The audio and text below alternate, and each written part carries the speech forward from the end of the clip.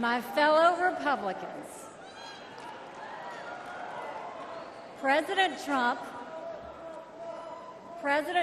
asked me to speak to this convention in the name of unity.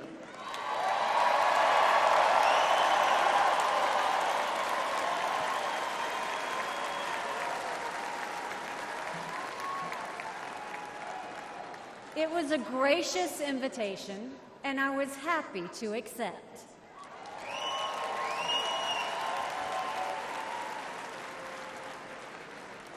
I'll start by making one thing perfectly clear. Donald Trump has my strong endorsement, period.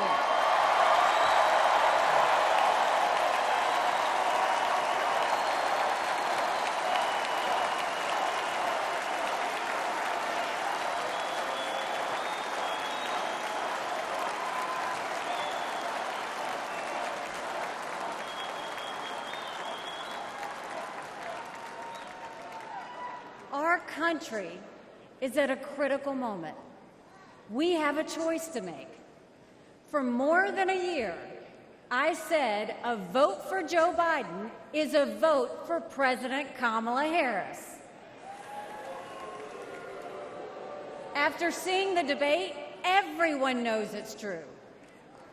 If we have 4 more years of Biden or a single day of Harris, our country will be badly worse off.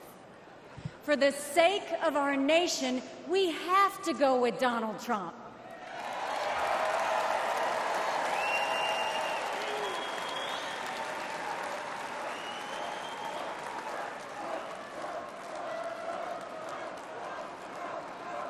But there's more to it than that. We should acknowledge that there are some Americans who don't agree with Donald Trump 100% of the time. I happen to know some of them. And I want to speak to them tonight.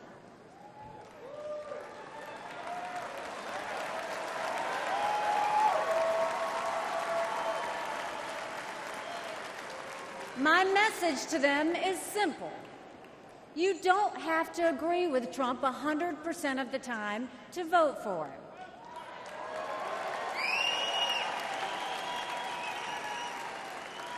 Take it from me, I haven't always agreed with President Trump.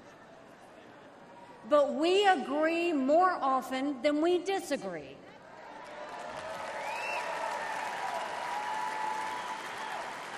We agree on keeping America strong. We agree on keeping America safe. And we agree that Democrats have moved so far to the left that they're putting our freedoms in danger. I'm here tonight because we have a country to save. And a unified Republican Party is essential for saving her.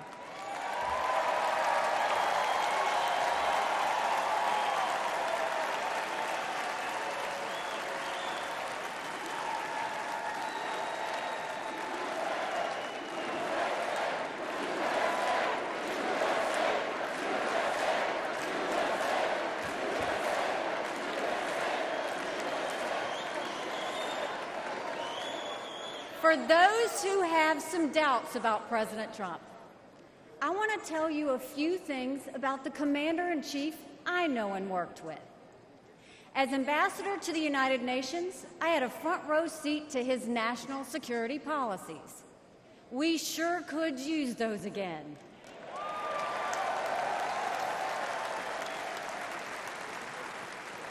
Think about it.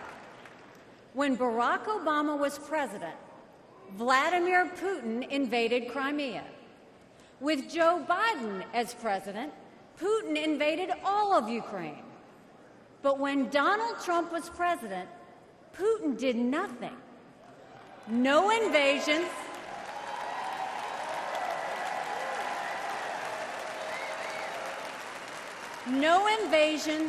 no wars. That was no accident. Putin didn't attack Ukraine because he knew Donald Trump was tough. A strong president doesn't start wars. A strong president prevents wars.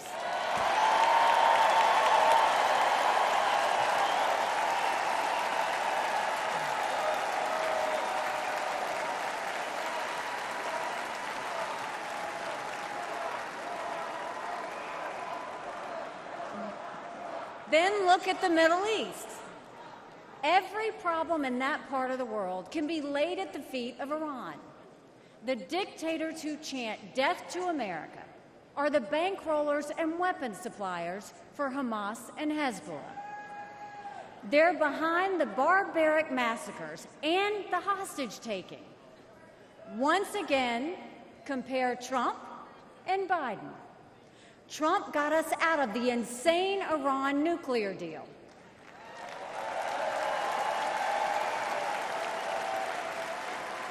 He imposed the toughest sanctions ever on Iran.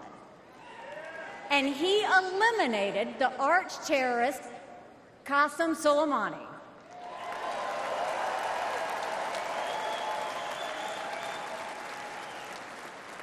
Iran was too weak to start any wars. They knew Trump meant business, and they were afraid. And then there's Joe Biden.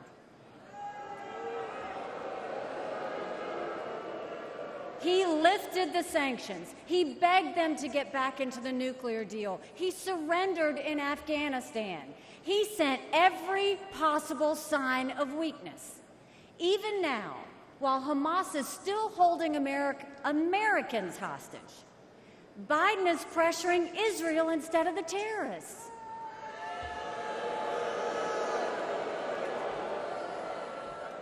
Between Israel and Hamas, Donald Trump is clear about who is our friend and who is our enemy.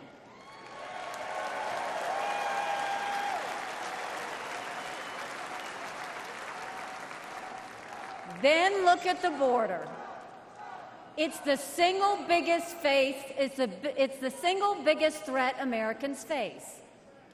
Under Joe Biden, migrants are coming into our country by the thousands every day. We have no idea who they are, where they end up, or what they plan to do. And let me remind you, Kamala had one job, and that was to fix the border. Now imagine her in charge of the entire country.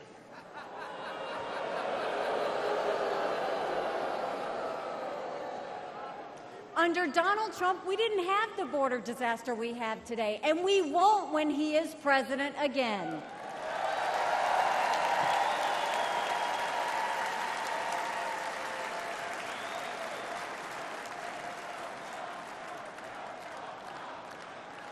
I was proud to serve America in President Trump's cabinet, and I'll tell you something you won't hear from the critics.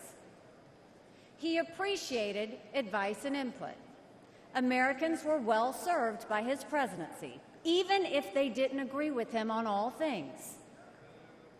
Now, to my fellow Republicans, we must not only be a unified party, we must also expand our party.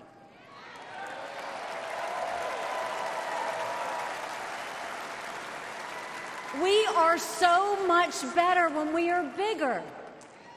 We are stronger when we welcome people into our party who have different backgrounds and experiences. And right now, we need to be strong to save America. This is a defining moment, not only for our party, but for our country. Our fellow Americans are fearful right now. Families are suffering from inflation and wages that don't keep up with prices. Young people are being indoctrinated to think our country is racist and evil. The Jewish community is facing an obscene rise in anti-Semitism. Too many minorities are trapped in communities devastated by crime.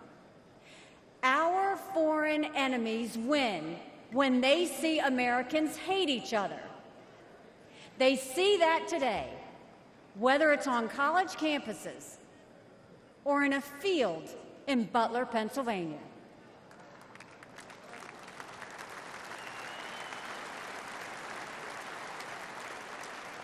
But we can conquer those fears with strength and unity. No president can fix all of our problems alone. We have to do this together. America has an amazing ability to self-correct. In this moment, we have a chance to put aside our differences and focus on what unites us and strengthens our country.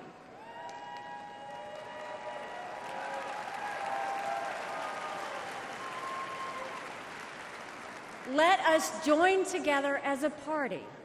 Let us come together as a people, as one country, strong and proud. Let us show our children and the world that even on our worst day, we are blessed to live in America. God bless you. Thank you. God bless the United States of America.